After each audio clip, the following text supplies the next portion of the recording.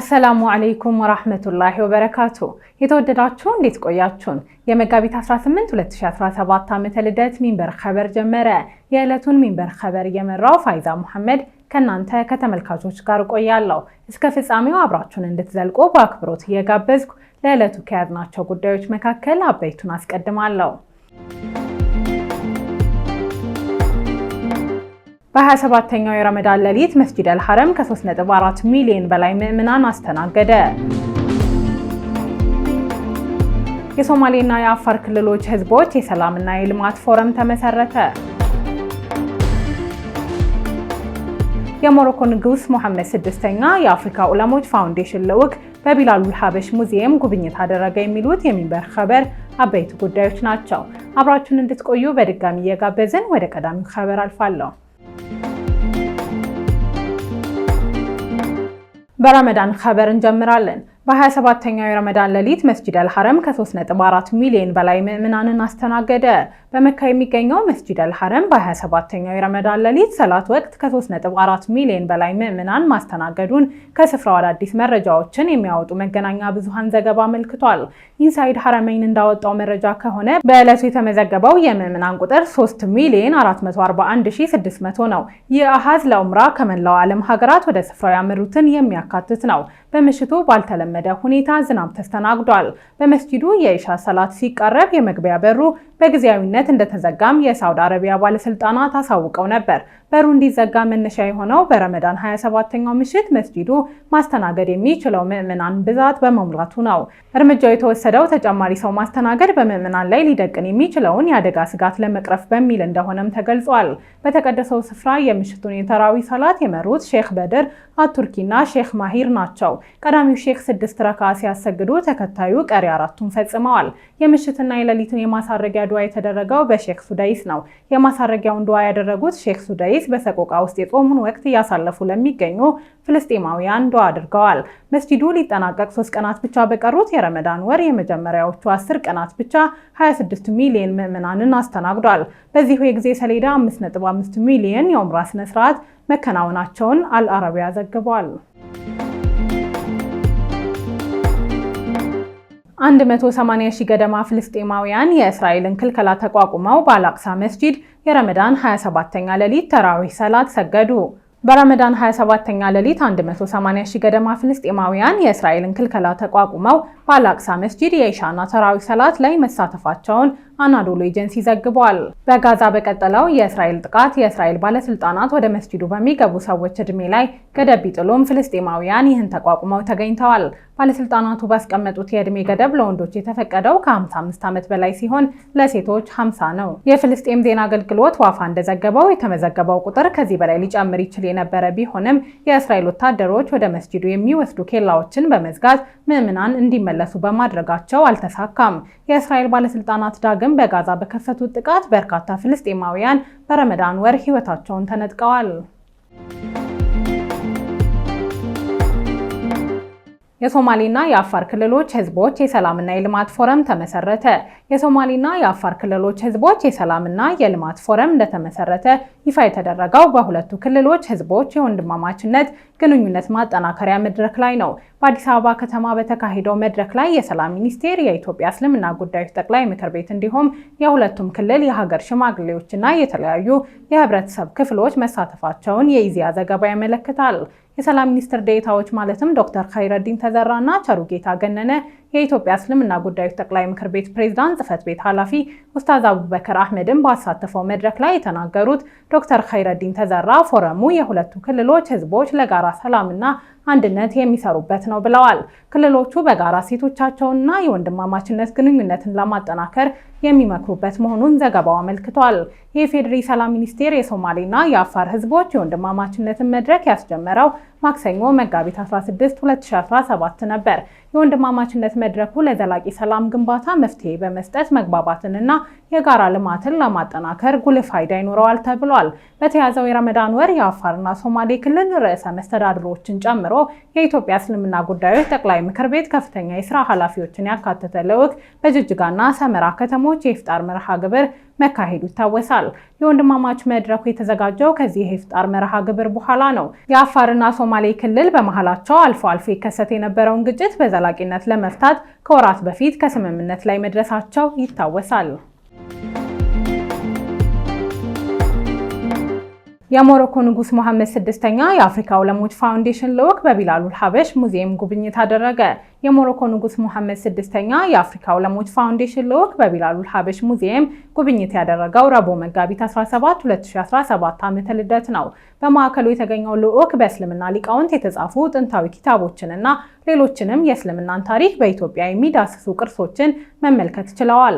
በተለያዩ ዘመናት እስልምናን ሲያስተምሩ የነበሩ ኢትዮጵያውያን የሐዲስ ሊቃውንት እንዲሁም የተፍሲር ምሁራን ይጠቀሟቸው የነበሩ አልባሳትና ቁሳቁስ በቢላሉል ሐበሽ የሙዚየም ማዕከል ከሞሮኮ በመጡት እንግዶች ከተጎበኙት መካከል ተጠቃሽ ነው።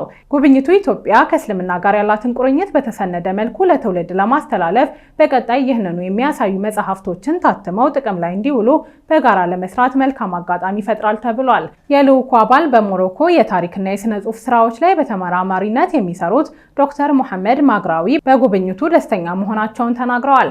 በቀጣይ በሙዚየሙ የሚገኙ ከእስልምና ታሪክ ጋር የተቆራኙ ቅርሶችን በማደራጀት እንዲታወቁ ለማድረግ የሙሐመድ ስድስተኛ የአፍሪካ ዑለሞች ፋውንዴሽን በጋራ ለመስራት የሚያስችለውን እድል የተፈጠረበት መሆኑንም አክለዋል። ሞሮኮ ልዑካን ቡድን ከንጉስ ሐሰን ስድስተኛው የመጣው በጣም እድለኛ ነበር። ይህንን መርከዝ በአይነቱ የመጀመሪያ የሆነውን መርከዝ በመጎብኘቱ በጣም እድለኛ ነን። በዚህ መርከዝ የእስልምናን ታሪክ ከጅምሩ እስካለበት ጊዜ ድረስ ለማሳየት የተሞከረበት መንገድ አቅርቦቱ እጅግ በጣም ማራኪ የነበረ ነው። ታሪክ የእስልምናን ታሪክ በቀላሉ እንድናውቅ ረድቶናል።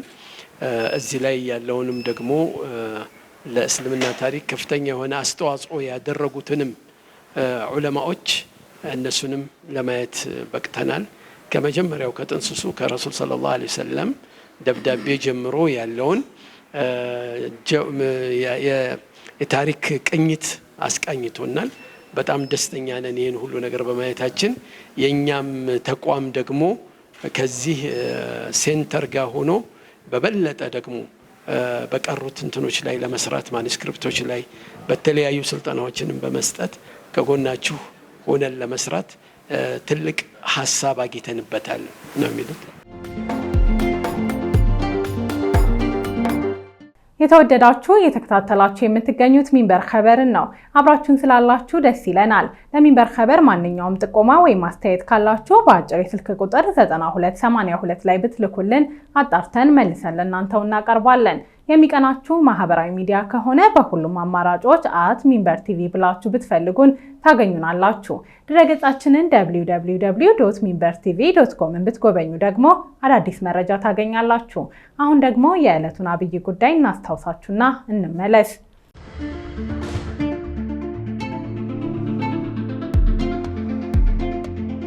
በ27ኛው የረመዳን ሌሊት መስጂድ አልሐረም ከ3.4 ሚሊዮን ምዕመናን በላይ አስተናገደ። ከቆይታ በኋላ በየመን 20 ሚሊዮን ዜጎችን ሕይወት ለማስቀጠል የእርዳታ ድጋፍ እንደሚያስፈልግ የተባበሩት መንግስታት ድርጅት የስደተኞች ኤጀንሲ አስታውቋል። እንመለስበታለን። ቻይና በቲክቶክ ሽያጭ ላይ እንድትስማማ አሜሪካ የታሪፍ ቅናሽ ልታደርግ እንደምትችል ትራምፕ ተናገሩ።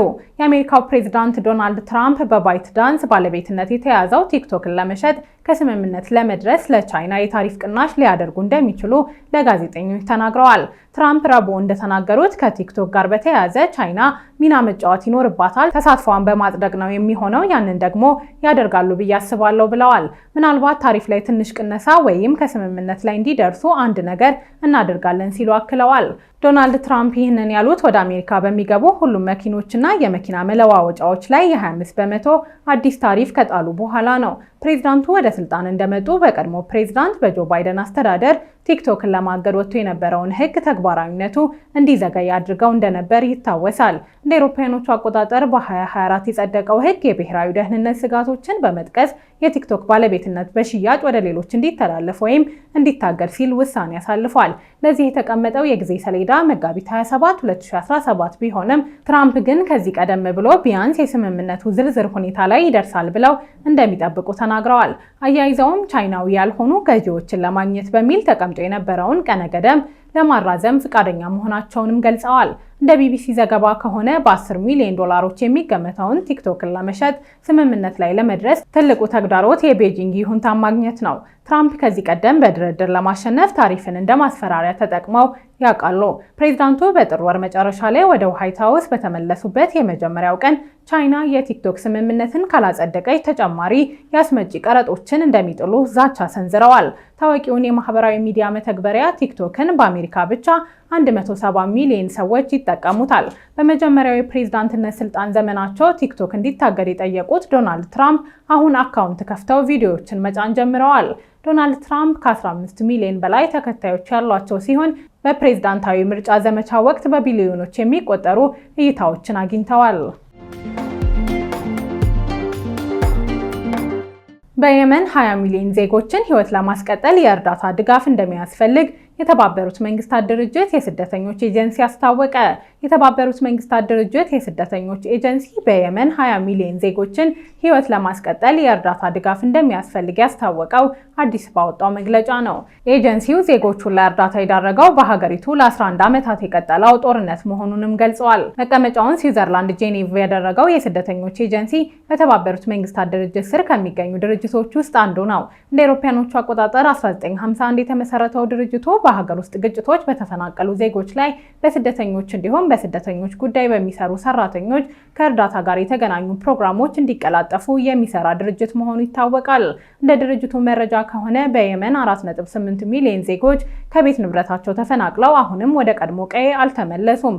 የውሃ፣ የጤና፣ የምግብና የንጽህና ጉድለት ባለባቸው የመኖሪያ ቤቶች አስቸጋሪ ሕይወትን ለመጋፈጥ ተገደዋል። ከነዚህ መካከል ሴቶችና ህጻናት ለችግሩ ይበልጥ ተጋላጭ ናቸው ብሏል። ውድ ተመልካቾች ለዛሬ ያዘጋጀነው የሚንበር ኸበር በዚሁ ተጠናቀቀ። ፋይዛ መሐመድ አብሬያችሁ ነበርኩ። ወሰላሙ አለይኩም ወራህመቱላሂ ወበረካቱ።